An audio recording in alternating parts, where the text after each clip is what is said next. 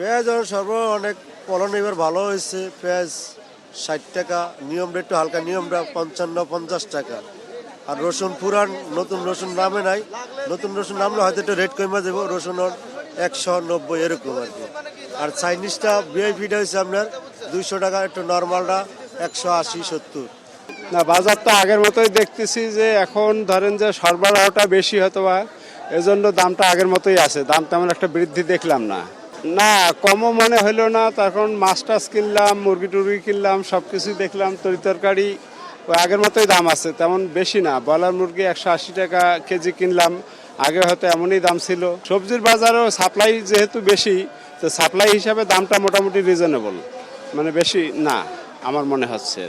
মিনিকেট 28, পোলাও চাল, নাজির চাল, কয়েকটা চালের দাম অনেক বেশি বেড়ে গেছে। পোলাও চালে বাড়ে গেছে 15 টাকা 20 টাকা কেজিতে, নাজির চালে 3-4 টাকা, মিনিকেটও 3-4 টাকা, 28-এ 2 টাকা 3 টাকা। কারণ হলো বিস্কিট একটা ছিল, ইন্ডিয়ার থেকে একটা আমদানি ছিল, ইনপোর্টটা বন্ধ করে দেওয়ার পর থেকে বাজারটা বেড়ে গেছে। বড়ার সিজন, হ্যাঁ এখন বড়ার সিজন।